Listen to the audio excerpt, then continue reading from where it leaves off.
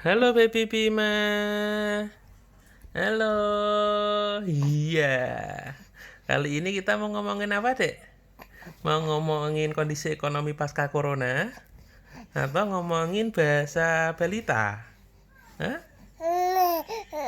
Iya. Oke.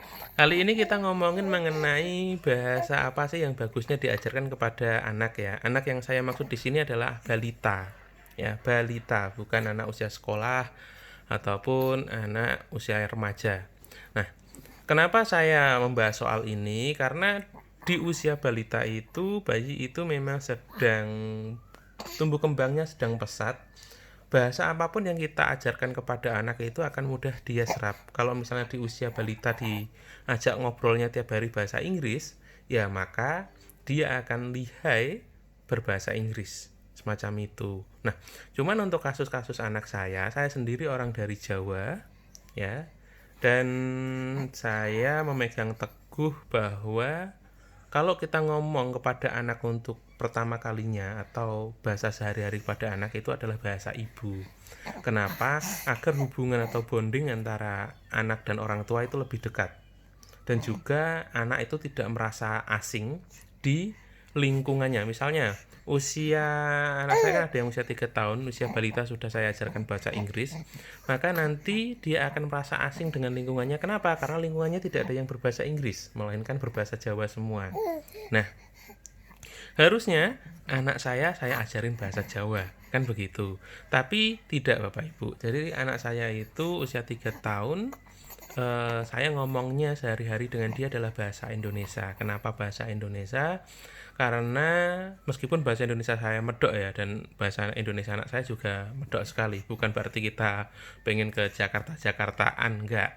Tapi karena kebutuhannya memang demikian. Mertua saya atau istri saya itu adalah orang Brebes, dan di sana itu bahasanya adalah bahasa Ngapak, yang mana bahasa Ngapak itu sangat jauh berbeda.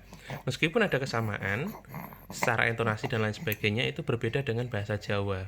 Nah, ketika anak saya ajarin atau saya ajak ngomong setiap hari dengan bahasa Jawa, maka nanti ketika dia berada di Brebes, dia akan kebingungan. Ya, dia akan kebingungan. Dan orang Brebes juga dia bingung ketika pengen ngomong bahasa Jawa. Nah, makanya anak saya kasih bahasa ibu itu, saya ajarin, saya ajak ngobrol sehari-hari itu adalah bahasa Indonesia saja. Kenapa? Karena itu adalah bahasa tengah-tengah. Jadi kalau di Brebes, keluarga yang di Brebes ngomong ke anak saya pakai bahasa Indonesia dan dia paham, ketika anak saya berada di Jawa, keluarga saya ngomong pakai bahasa Indonesia, dia paham. Nah, jadi itu Bapak Ibu. Jadi ketika kita mau ngajarin atau memberi atau ngomong kepada anak kita, bagusnya memang dengan bahasa ibu agar tercipta bonding, agar tercipta hubungan yang erat antara orang tua dan juga anak. Begitu kan, Dek ya? Bener nggak? Bener nggak?